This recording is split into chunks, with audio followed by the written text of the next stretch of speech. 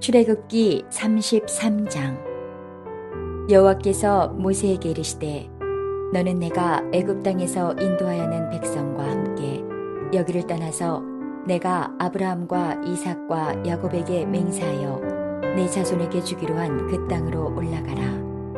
내가 사자를 너보다 앞서 보내어 가나안 사람과 아모리 사람과 헷 사람과 브리스 사람과 히위 사람과 여부스 사람을 쫓아내고 너희를 젖과 꿀이 흐르는 땅에 이르게 하려니와 나는 너희와 함께 올라가지 아니하리니 너희는 목이 곧은 백성인즉 내가 길에서 너희를 진멸할까 염려함이니라 하시니 백성이 이 준엄한 말씀을 듣고 슬퍼하여 한 사람도 자기의 몸을 단장하지 아니하니 여호와께서 모세에게 이르시기를 이스라엘 자손에게 이르라.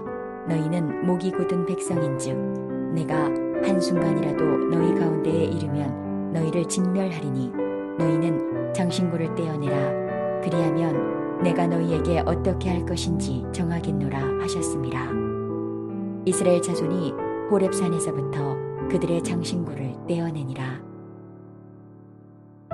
모세가 항상 장막을 취하여 진 밖에 쳐서 진과 멀리 떠나게 하고 회막이라 이름하니 여호와를 앙모하는 자는 다 진 바깥 회막으로 나아가며 모세가 회막으로 나아갈 때에는 백성이 다 일어나 자기 장막 문에 서서 모세가 회막에 들어가기까지 바라보며 모세가 회막에 들어갈 때에 구름 기둥이 내려 회막문에 서며 여호와께서 모세와 말씀하시니 모든 백성이 회막문에 구름 기둥이 서 있는 것을 보고 다 일어나 각기 장막 문에 서서 예배하며 사람이 자기의 친구와 이야기함 같이 여호와께서는 모세와 대면하여 말씀하시며 모세는 진으로 돌아오나 눈의 아들 젊은 수종자 여호수아는 회막을 떠나지 아니하니라. 모세가 여호와께 아뢰되 보시옵소서 주께서 내게 이 백성을 인도하여 올라가라 하시면서 나와 함께 보낼 자를 내게 지시하지 아니하시나이다. 주께서 전에 말씀하시기를 나는 이름으로도 너를 알고 너도 내 앞에 은총을 입었다 하셨사온즉 내가 참으로 주의 목전에 은총을 입었사오면 원하건대 주의 길을 내게 보이사 내게 주를 알리시고 나로 주의 목전에 은총을 입게 하시며 이 족속을 주의 백성으로 여기소서. 여호와께서 이르시되 내가 친히 가리라. 내가 너를 쉬게 하리라. 모세가 여호와께 아뢰되 주께서 친히 가지 아니하시려거든 우리를 이곳에서 올려보내지 마옵소서. 나와 주의 백성이 주의 목전에 은총 입은 줄을 무엇으로 알리이까? 주께서 우리와 함께 행하심으로 나와 주의 백성을 천하 만민 중에 구별하심이 아니니이까? 여호와께서 모세에게 이르시되 내가 말하는 이 일도 내가 하리니 너는 내 목전에 은총을 입었고 내가 이름으로도 너를 알미니라. 모세가 이르되 원하건대 주의 영광을 내게 보이소서.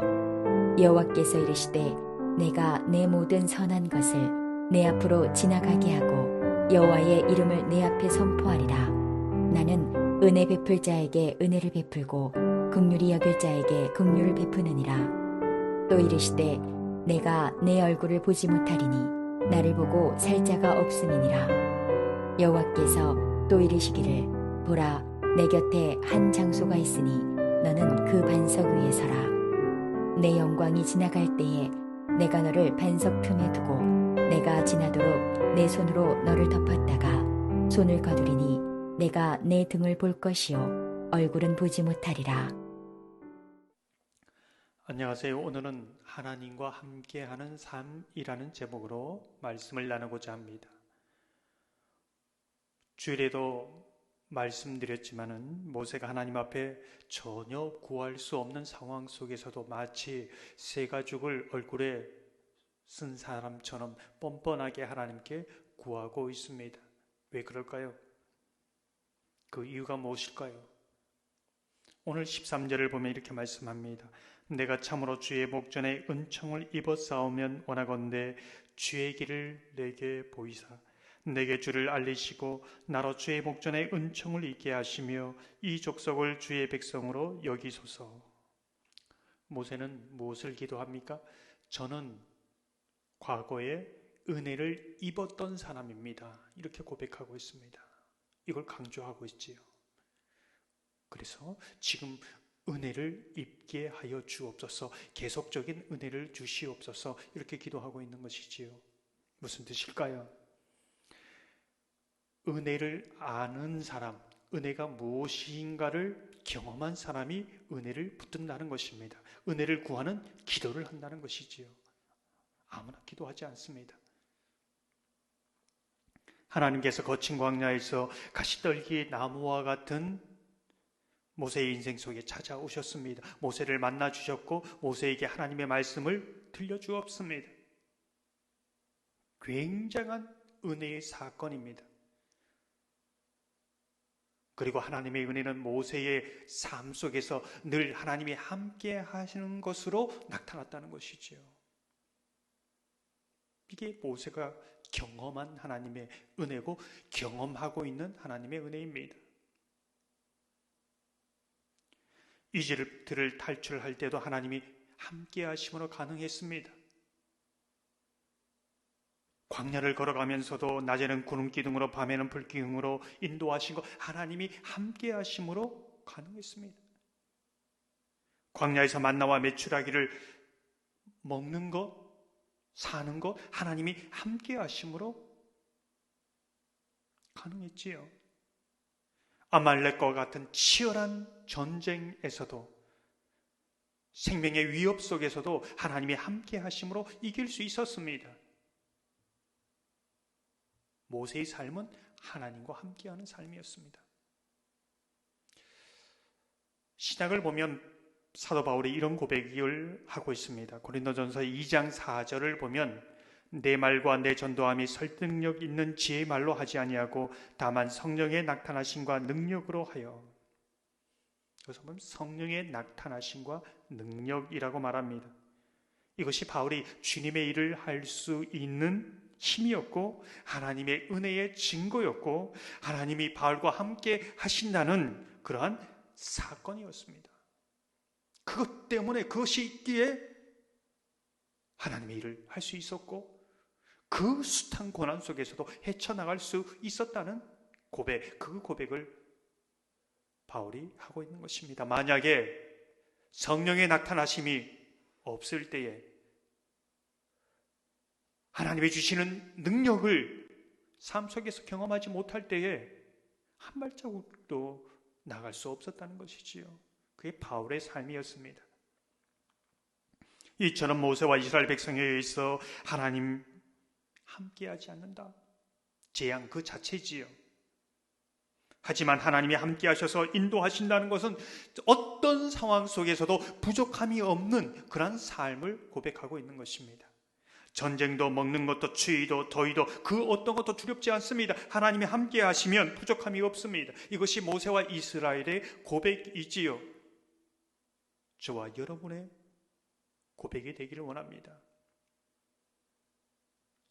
우리가 주목해서 보는 것은 하나님이 나와 함께 하신다는 것은 얼마나 축복된 삶입니까? 이보다 더 큰 은혜가 있을까요? 그런데 모세는 그것으로 만족하지 못합니다. 그것을 온전한 축복으로 받아들이고 있지 않는 것이지요. 왜 그럴까요? 출애굽기 32장 10절을 보면 이렇게 말씀합니다. 그런즉 내가 하는 대로 두라. 내가 그들에게 진노하여 그들을 진멸하고 너를 큰 나라가 되게 하리라. 무슨 뜻입니까? 내가 너와는 함께 하겠다. 그렇지만 이스라엘 부패한 백성과는 함께하지 않겠다. 이렇게 말씀하고 있는 것이지요. 하나님과 함께 한다는 그 음성을 들은 모세 정말 감사하지 않습니까? 근데 모세는 어떻게 대답합니까? 이 백성과 함께하여 주옵소서. 하나님이 자신과 함께하는 그 은혜를 온전한 은혜로, 온전한 만족으로, 온전한 평안으로 받아들이지 못하고 있는 것입니다. 이것이 하나님이 함께하는 사람의 특징이지요. 시편 122편 6절을 보면 이렇게 말씀합니다. 예루살렘을 위하여 평안을 구하라. 예루살렘을 사랑하는 자는 형통하리로다. 자신의 평안, 자신이 하나님의 함께하심을 정말로 경험하는 사람은 교회의 평안을 위하여 기도한다는 것입니다. 지역과 나라의 평안을 위하여 기도한다는 것이지, 그 사람이 정말 하나님의 함께하는 사람이요 진정한 하나님의 은혜를 아는 사람이다 라고 말하고 있는 것입니다. 사랑하는 성도 여러분, 하나님이 친히 여러분과 함께하는 그러한 복된 삶이 되기를 원합니다. 과거에도 함께 하셨고 지금도 여러분과 함께 하심이 나타나고 경험되고 고백되어지는 은혜가 있기를 소망합니다. 더 나아가 나와 함께 하시는 그 은혜가 교회와 지역과 나라의 평안을 구하며 하나님이 친히 함께 하시기를 구하는 그러한 은혜의 사람으로 나아가시기를 주님의 이름으로 축원합니다.